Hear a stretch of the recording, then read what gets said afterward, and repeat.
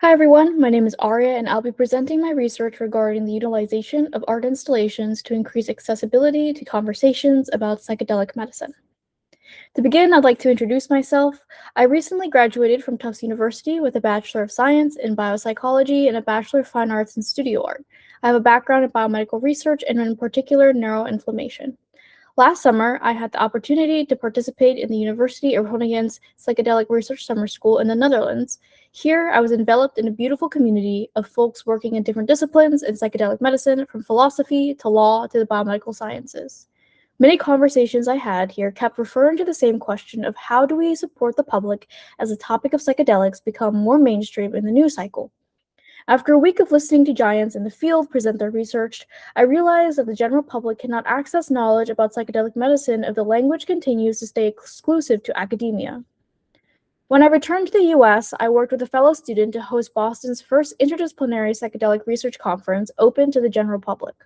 We fundraised money from local partners and universities to ensure that tickets were free and that the agenda would allow for the public to connect with experts in a comfortable way. Our objective was to create another space where folks without a scientific or academic background can engage with psychedelics and empower them with knowledge in contemporary science and legislation. I had the opportunity to present a TEDx talk last year after the conference about the history of psychedelics here in the US and what we need to remember as scientists, corporations, and governments look to medicalize psychedelics. The objective of this talk was to share and remember the indigenous traditions and those who were taken advantage of during US events such as MKUltra and the war on drugs. At the same time, in these experiences, psychedelics have taken a large role on the US national stage. Recently, in 2024, Massachusetts voters rejected the decriminalization of psychedelics, a move that would have legalized natural psychedelics, allowed frameworks for psychedelic assisted therapy, and supported restrictions for personal growing at home. Moreover, the current administration has made it a priority to fast-track review and fund research of psychedelics to treat mental health disorders. We are also seeing more rigorous research being done, both on the molecular consequences of psychedelics on the brain and its use case for psychedelic-assisted therapy for disorders. Despite these advances, the conversation of psychedelics continue to be inaccessible to the general public. The framing of scientific studies have been almost exclusively individual and therapeutic, with many of the indigenous traditions made a foregone conclusion. The Harvard Crimson reported that a possibility of the decriminalization law being rejected by Massachusetts voters was due to its inaccessible language. Mason Marks, a visiting professor at Harvard Law School, says it is misleading because it's really just a skeleton. It doesn't tell you exactly what rules you'll end up with. You really have to be a lawyer to be able to interpret it. Moreover, Ballotpedia scores every ballot that moves through the legislative system.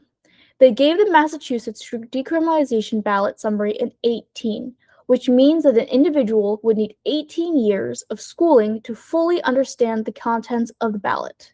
18 years of schooling that many parts of the population do not have, ensuring that this ballot and its understanding of the ballot becomes inaccessible to a large part of the population.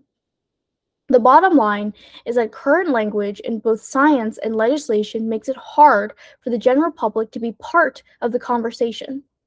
When individuals are already inundated with the tasks of daily life, work, family, friends, and other legislation they may be more involved in, it may become impossible for some to dive deep into future psychedelic medicine-related legislation. This results in a public disconnected from a topic they have no stake or no engagement in, resulting in more failures to pass future legislation. This brought me to the question of how do we increase accessibility to the conversation of psychedelics, then thereby ensuring individuals feel more comfortable when this topic comes up again and they feel empowered to be part of the conversation and future legislation. I want to introduce this quote from artist Richard Kamler in 2023. His work for the past 40 years has been engaged with creating art that takes as its premise that of social change and cultural transformation. He says, "Art is our one true global language. It knows no nation, it favors no race, and it acknowledges no class." As a scientist artist, I decided to complete my Bachelor of Fine Arts senior thesis and translate the science of psychedelics into art installations that could increase comfort and conversation about the topic for the audience.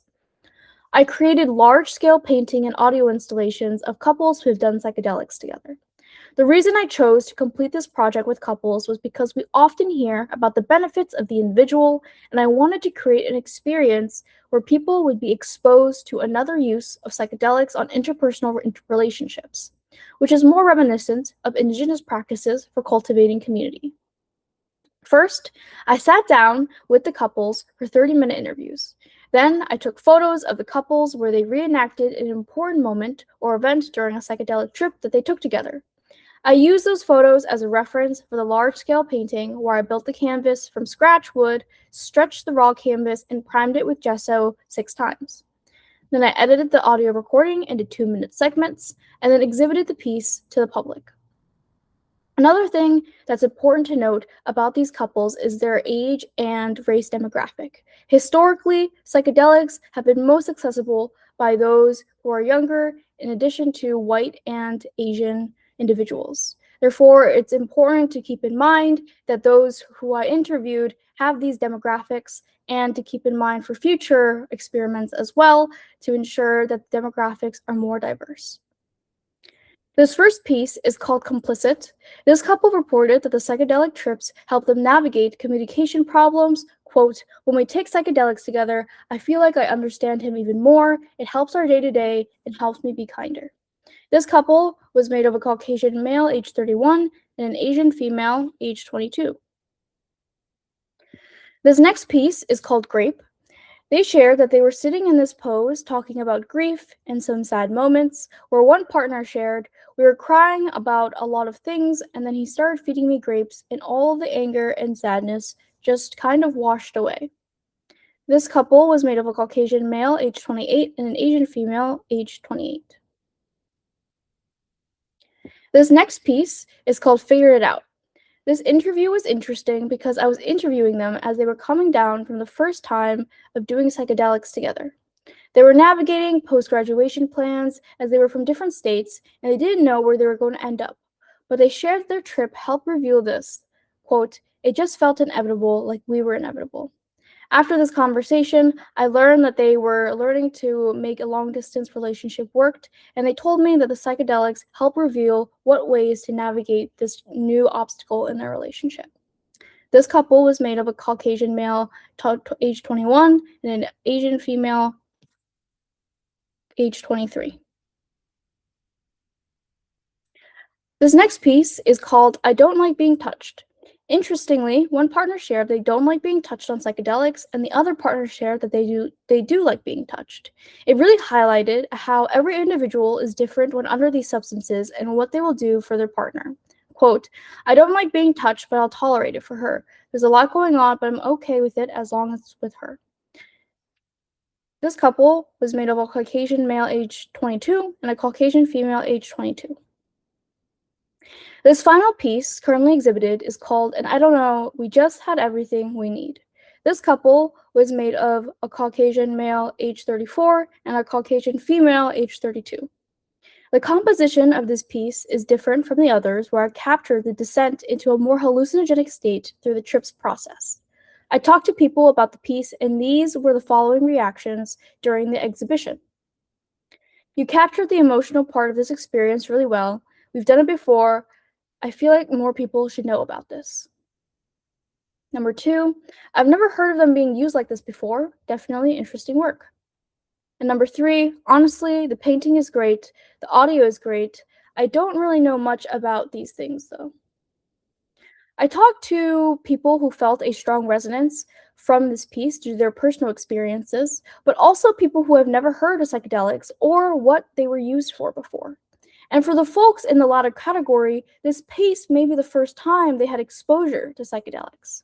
Therefore, in the future, when the topic comes up again, they have this specific experience they can pull from, whether positive or negative, as a foundation for conversation. I talked to a few people who said that they're going to learn more about the topic after the exhibition, as the piece had piqued their interest. For these people, the piece allowed them to engage their own curiosities and will allow them to do their own research, so that in time, when next pieces of legislation comes around, they will be more empowered to be part of the conversation and speak about it. Moreover, those who have been historically targeted by biased enforcement of drug laws and unethical research protocols may also engage with the work in a different way and understand the topic in a different light. I want to share some research that's currently being done with an adjacent goal. The psychedelic outcomes interaction of environment, self-identity, and society at University of Wisconsin-Madison aims to quantify how perceptions of the psychedelic study room environment are modified by racial and ethnic self-identity and determine whether culturally adaptive art selection and training protocols enhance recruitment and experience of minority participants. These aims will be achieved through administration of surveys to both research subjects and community partners representing a demographically diverse group of stakeholders, as well as through cultural competency training and incorporation of subject-controlled adaptive art displays into upcoming trials. Ultimately, this research will identify adaptive setting protocols to improve recruitment and retention of minority populations in psychedelic trials and treatment. The researchers in Wisconsin bring art into the clinical trial room so that participants who have been historically excluded can see themselves in the space and feel safe enough to stay. I brought art into public galleries so that people who have been shut out of the science can meet psychedelics on their own terms. In both of these cases, we are using creation to bring people in, and we are widening who gets to be in the room, which is the same instinct behind the indigenous traditions I mentioned earlier, where these medicines were never meant to be taken alone. That is the through line of everything I have shared today, making the inaccessible accessible, more science being funded, the legislation is moving, but none of it matters if the language keeps people out. Art does not require 18 years of schooling. It does not ask for a degree or a specific set of vocabulary. It brings forth a conversation that the ballot and a scientific journal cannot. It ensures that the public remains having a seat at the table rather than being pushed out by jargon or credits that do have nothing to do with them having a say in their future healthcare decisions. In conclusion, presentation of psychedelic medicine must be done in an accessible way to increase the public's engagement and conversation with it as it blooms on the national stage. The problem lies in the lack of education on what psychedelics do and the social stigma of discussing psychedelics at all. These issues have been decades in the making, with harmful events such as MKUltra and misinformation propagated during the war on drugs. By empowering the public through education and art as a vehicle for more conversations, then public conversation will increase and social stigma can decrease. This is important because there must be facilitation of new academic knowledge of psychedelics, and by decreasing the social stigma of discussion, individuals will feel more empowered to do so. Finally, more public conversations will lead to a stronger foundation of knowledge for constituents as new legislation is introduced. This will decrease the effects of misinformation surrounding new bills by bad actors, in addition to allow individuals to research these bills with more background knowledge. A year ago in Groningen, I sat in a room full of brilliant people who held many perspectives on how to talk to the public about the very thing they are devoting their careers to. And these perspectives have revealed the brunt of the issue. Massachusetts did not reject decriminalization because voters did not care. They rejected a ballot written at an 18th grade reading level, a document that Ballotpedia says you would need 18 years of schooling to understand. The science stays locked in journals, the legislation stays locked in legalese, and the public is left standing outside a conversation that will shape their healthcare, their communities, and their laws. What I've tried to show today is that art can open that door. When someone stood in front of my final piece and told me they had never heard of psychedelics being used this way, this was not an inexperience to be embarrassed by. Rather, this was a first contact for them. That was a person walking away with a memory and a question instead of a wall or feeling excluded by the topic. And the next time psychedelics come up in conversation, in a headline, at a dinner table, or on a ballot, they will have somewhere to begin regarding their own experiences as the first contact. For future work, the Psychedelic Art Therapy Network is continuing to increase their collaborations and advocacy efforts for psychedelic assisted therapy utilizing art as an intervention. Moreover, grassroots advocacy has helped push bills in Massachusetts to create psychedelic therapy pilot programs. I'm also excited to continue interviewing couples, painting pieces, and exhibiting them in the next few months, and I'm happy to collaborate or answer any questions about this work.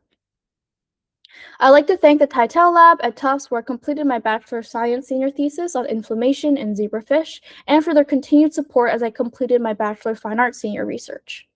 My Bachelor of Fine Arts senior thesis section, mentored under Kate Conlon, the School of the Museum of Fine Arts Senior Thesis Planning Committee, my advanced painting class taught by Maria Gamboa, and the Tufts University Art Galleries.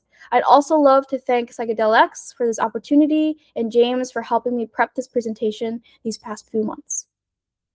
Here are my references, and thank you so much for your attention.